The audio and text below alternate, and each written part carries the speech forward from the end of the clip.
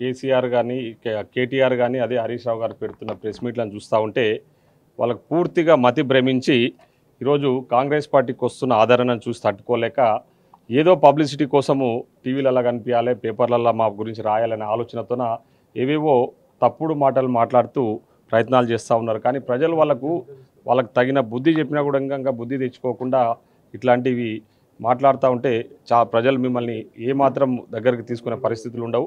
ఎందుకంటే ఈరోజు రాజీవ్ గాంధీ గారి గురించి నువ్వు మాట్లాడే స్థాయి నీకు ఎక్కడ చెప్పు. రాజీవ్ గాంధీ గారు ఈ దేశం కోసం ప్రాణాలు అర్పించిన వ్యక్తి, ప్రధానమంత్రిగా ఎన్నో సంస్కరణలు తీసుకొచ్చిన వ్యక్తి శ్రీ రాజీవ్ గాంధీ గారు.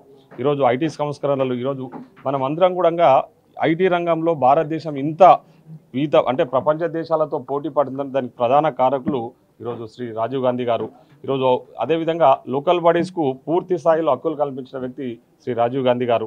అట్లాంటి వ్యక్తిని పట్టుకొని అట్లాంటి వ్యక్తి యొక్క దేశం కోసం ప్రాణాలు అర్పించిన వ్యక్తి యొక్క విగ్రహాన్ని మేము పెడితే నువ్వేదో పగటి కళలు అంటూ మేమేదో అధికారంలోకి వస్తే ఆ విగ్రహాన్ని తీసి ఇంకో విగ్రహాన్ని తీసుకొచ్చి పెడతామని చెప్పేసి నువ్వేదో పగటి కళలు అంటూనే ఉంటున్నావు. నీవు అధికారంలోకి వచ్చే ప్రసక్తే లేదు. నీకు అసలు మిమ్మల్ని ప్రజలు విశ్వసించే పరిస్థితుల్లో లేరు. మీ పార్టీ మనుగడలనే ప్రశ్నార్థకంగా మారిన సందర్భంలో ఈరోజు పార్టీలో ఎవరు ఉండలేని పరిస్థితులలో నీవు ఇట్లా మతి భ్రమించి నీవు కానీ మీ హరీష్ రావు కానీ మాట్లాడుతూ ఉన్నారు. ఈరోజు ముఖ్యంగా మా గౌరవ ముఖ్యమంత్రి రేవంత్ రెడ్డి గారికి వస్తున్న ఆదరణ, కాంగ్రెస్ పార్టీకి వస్తున్న ఆదరణ చూసి తట్టుకోలేక ఇట్లాంటి తప్పుడు ప్రేలాపనలు చేస్తూ ఉన్నారు. ఔటర్ రింగ్ రోడ్ పేరు మారుస్తాం, ఇంకో పేరు మారుస్తామని చెప్పేసి మీరు అధికారంలోకి వచ్చే పరిస్థితులు అయితే ఇప్పట్లో లేవు. అవి ఎప్పుడు కూడా జరగవు. కాంగ్రెస్ పార్టీ రాష్ట్రంలో 20 సంవత్సరాల అధికారంలో ఉండబోతా ఉంది. ఖచ్చితంగా ఇంకా రాబోయే రోజుల్లో ఇంకా సంస్కరణలు తీసుకొచ్చి ప్రజలకు మంచి చేసే ప్రయత్నం మా ప్రజాప్రభుత్వం చేయబోతా ఉందని చెప్పేసి ఈ సందర్భంగా తెలియజేస్తూ మరొక్కసారి రాజీవ్ గాంధీ గారి గురించి కానీ వారి కుటుంబం గురించి మాట్లాడే స్థాయి అర్హత లేని వ్యక్తి కేటీఆర్.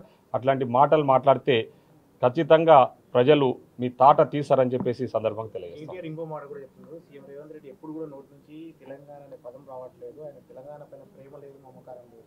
తెలంగాణ కోసం అసెంబ్లీలో ఉద్యమ సమయంలో గలమెత్తిన వ్యక్తి శ్రీ రేవంత్ రెడ్డి గారు. మీరు మనం చూస్తే తెలుస్తూనే ఉంది.